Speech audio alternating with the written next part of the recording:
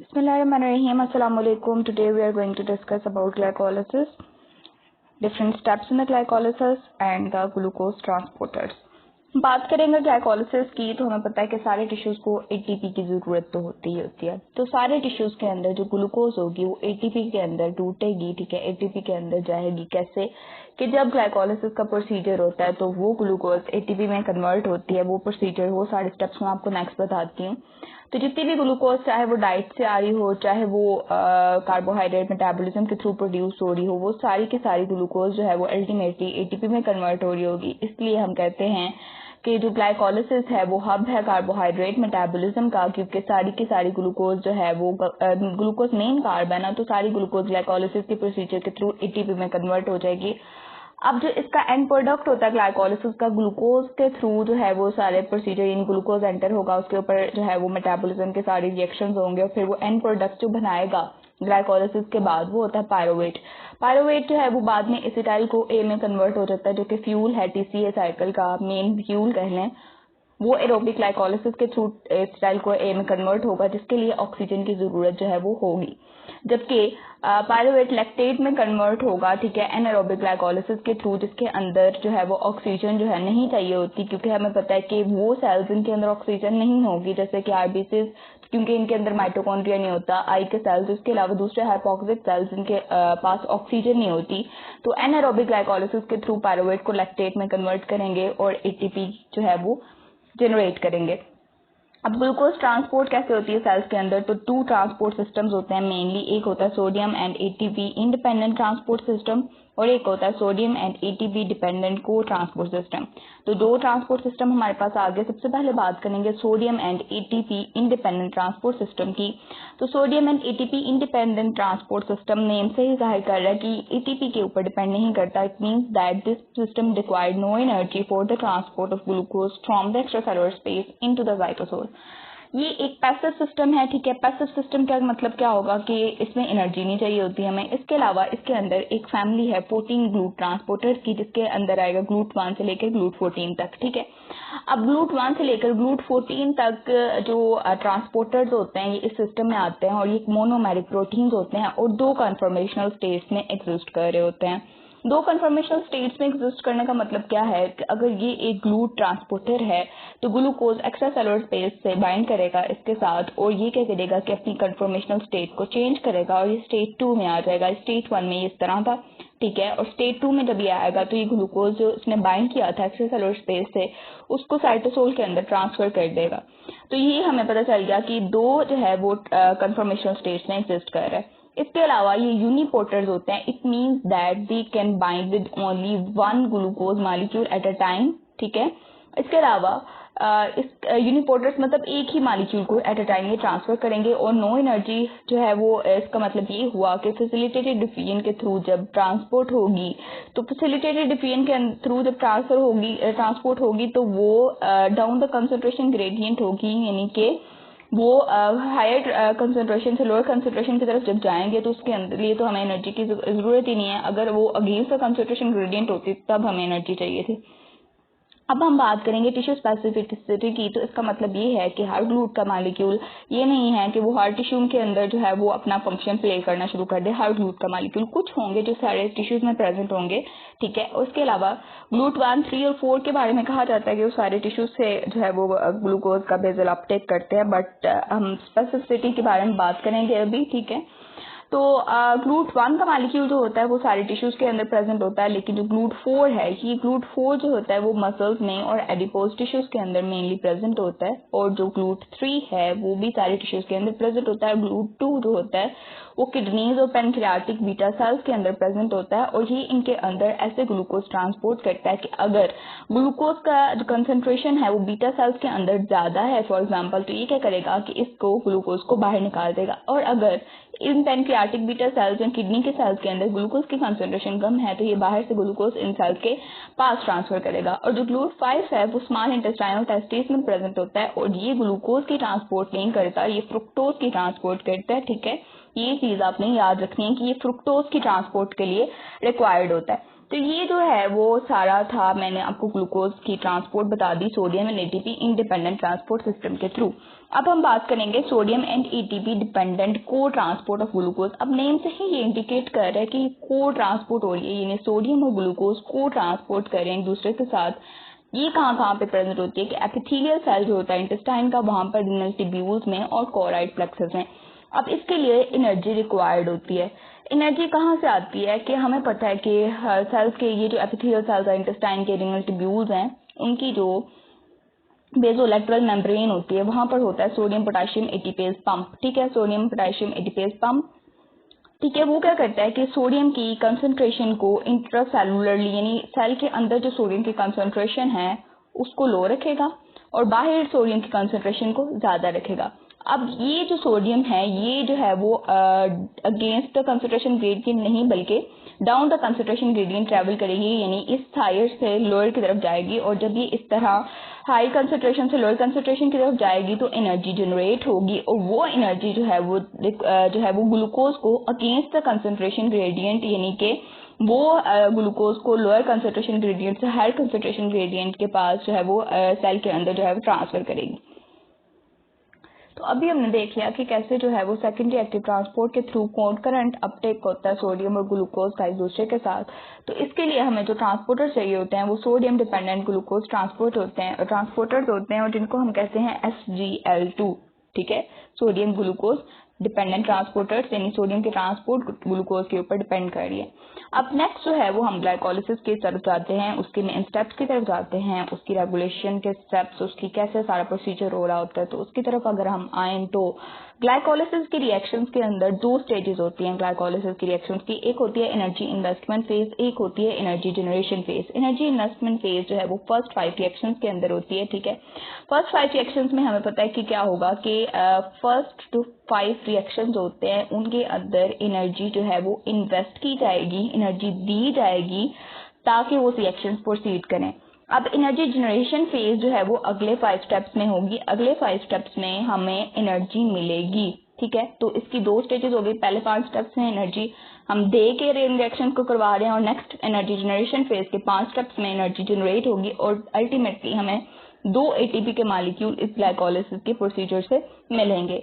अब सबसे पहले हम बात करेंगे ग्लाइकोलिसिस के रिएक्शंस की। तो क्या होता है कि ग्लूकोज की फॉस्फोराइलेशन की जाती है। अब ग्लूकोज की फॉस्फोराइलेशन क्यों की जाती है कि जब हम ग्लूकोज को फॉस्फोराइलेट कर देते हैं, ठीक है, तो वो अफेक्टिवली सेल के अंदर जब ग्लूकोज फॉर एग्जांपल फॉस्फोराइलेट हो गया तो ये ग्लूकोज जो है वो सेल मेम्ब्रेन को क्रॉस नहीं कर पाता, क्योंकि जो फॉस्फोराइलेटेड ग्लूकोज होती है उसके ट्रांसपोर्ट के लिए जो ट्रांसपोर्टर्स रिक्वायर्ड होते हैं वो नहीं होते सेल के पास, यानी फॉस्फोराइलेटेड ग्लूकोज को वो सेल से बाहर नहीं निकाल पाता।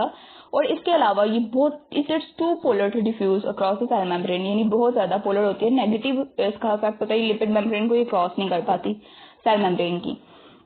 तो हमें क्या समझ आई कि ग्लूकोज फॉस्फोराइलेशन जो है वो क्या करेगी कि ग्लूकोज को इफेक्टिवली सेल के अंदर ट्रैप कर देगी। जब वो सेल के अंदर ट्रैप हो जाएगा तो फिर क्या होगा कि उसके आगे जो कमिटेड स्टेप्स हैं मेटाबॉलिज्म के सारे ग्लाइकोलिसिस के अंदर जो चलते हैं वो होना शुरू हो जाएंगे।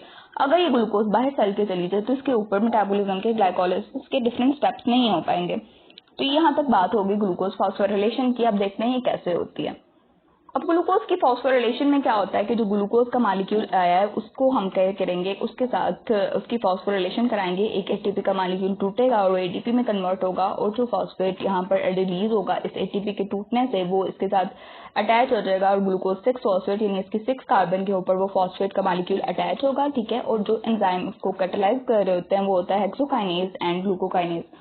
अब जो हेक्सोकाइनेज एंड ग्लूकोकाइनेज की बात है तो हेक्सोकाइनेजेस जो होते हैं वो इस रिएक्शन को कैटालाइज करते हैं और वो 4 आइसोजाइम्स में एग्जिस्ट करते हैं। ठीक है, 4 आइसोजाइम्स में जो हेक्सोकाइनेज 1 to 3 है वो ऑलमोस्ट सेम तरह के होते हैं, लेकिन जो हेक्सोकाइनेज 4 है उसको हम ग्लूकोकाइनेज कहते हैं। अब जो हेक्सोकाइनेज 1 to 3 हैं ये क्या करते हैं, अगर हम इनके और ग्लूकोकाइनेज के डिफरेंस की बात करें तो इसकी हेक्सोकाइनेज 1 to 3 की जो Km होती है लो होती है। ठीक है, और इसकी एफिनिटी हाई होती है। इसका मतलब ये हुआ कि सेल के अंदर अगर ग्लूकोज की कंसंट्रेशन थोड़ी सी भी हो तो ये इफेक्टिवली उसकी फॉस्फोराइलेशन जो है वो स्टार्ट करा देंगे, उसके साथ बाइंडिंग होना शुरू हो जाएगी, यानी कि इतनी कंसंट्रेशन नहीं चाहिए होती कि वो इसकी हाफ सैचुरेशन को कंप्लीट कर सकें, बट ग्लूकोकाइनेज के अंदर जो Km है वो हाई होती है और इसकी एफिनिटी लो होती है।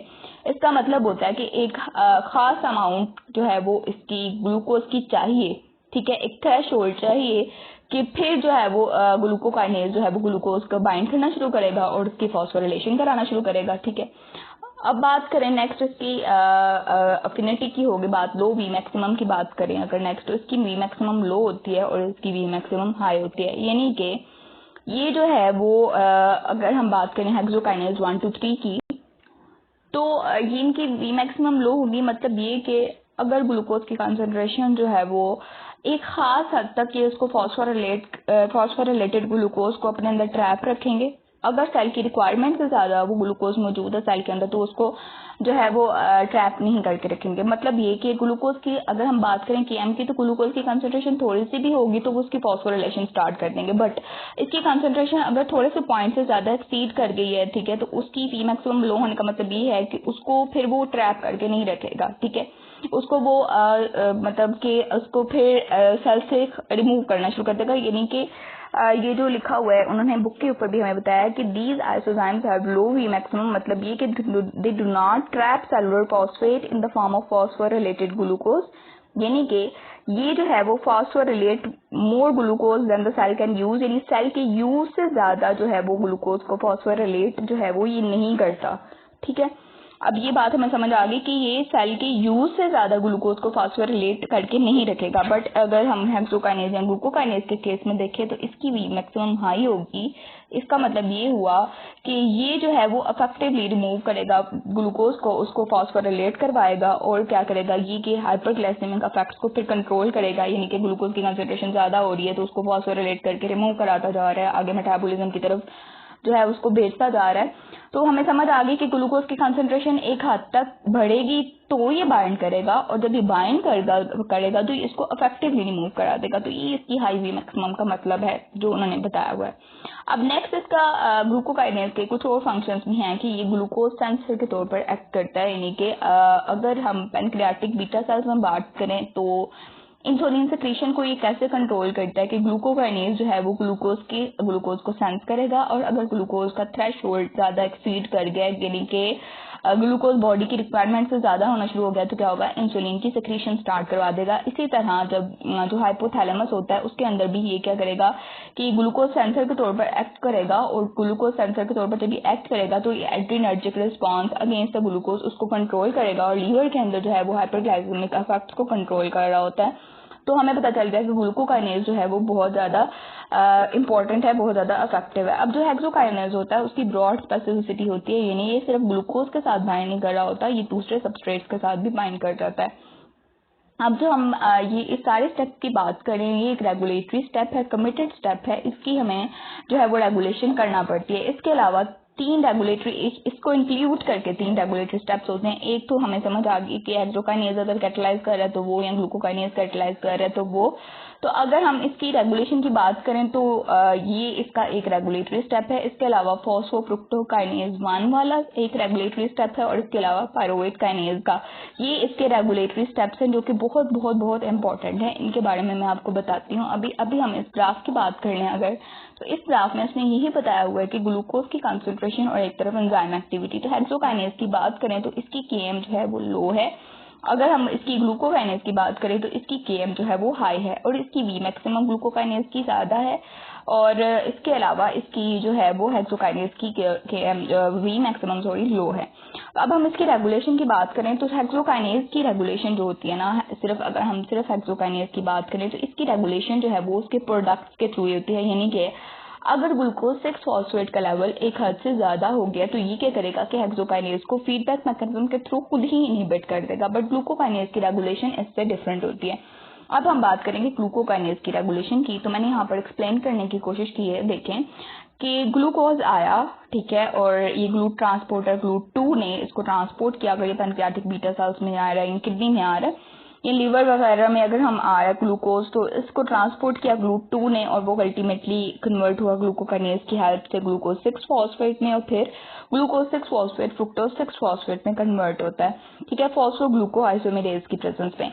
ये ग्लूकोज 6 फॉस्फेट जो है वो इसको नहीं कंट्रोल करता, इसको फ्रुक्टोज 6 फॉस्फेट जो है वो कंट्रोल करता है इसकी रेगुलेशन को। यानी ये कि अगर फ्रुक्टोज 6 फॉस्फेट का लेवल एक हद से ज्यादा हो गया तो वो क्या करेगा, इस ग्लूकोकाइनेज को क्या करेगा, इसकी बाइंडिंग करा देगा ग्लूकोज काइनेज रेगुलेटरी प्रोटीन के साथ, ठीक है, ग्लूकोकाइनेज रेगुलेटरी प्रोटीन के साथ इसकी बाइंडिंग कराएगा ग्लूकोकाइनेज की और उसके बाद उसको न्यूक्लियस में ट्रांसलोकेट कर देगा और इसको इनएक्टिव फॉर्म में कन्वर्ट कर देगा। जब ग्लूकोकाइनेज रेगुलेटरी प्रोटीन के साथ ग्लूकोकाइनेज बाइंड करेगा तो उसको इनएक्टिव कर देता है और फिर फर्दर ग्लूकोकाइनेज इनएक्टिव हो जाएगा तो वो अपने स्टेप्स को कैरी आउट नहीं करेगा।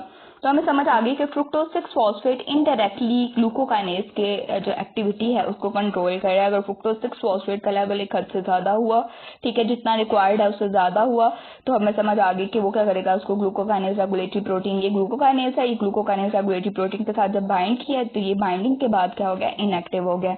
उसको न्यूक्लियस के अंदर जब ट्रांसलोकेट कर दिया गया है तो वो इनएक्टिव फॉर्म में कन्वर्ट हो गया और बाद में ग्लूकोज जो है वो ग्लूकोकाइनेज के लिए एक सबस्ट्रेट के तौर पर एक्ट कर रहा है। तो ग्लूकोज का लेवल जब ज्यादा होना शुरू होगा फिर से तो वो इसका पॉजिटिव इफेक्ट होगा ग्लूकोकाइनेज को, वो इसको इस रेगुलेटरी प्रोटीन से रिमूव कराएगा और फिर जो है वो दोबारा ग्लूकोकाइनेज जो है वो एक्टिव फॉर्म में कन्वर्ट हो जाएगा। तो ये थी ग्लूकोकाइनेज की जो है वो रेगुलेशन जो हमने पढ़ ली। अब नेक्स्ट हम इसके फर्दर ग्लाइकोलाइसिस के स्टेप्स की तरफ चलते हैं नेक्स्ट वीडियो में। I hope so you will like the video. Thanks for watching. अब नेक्स्ट स्टेप्स में जो है वो हम नेक्स्ट वीडियो में डिस्कस करते हैं।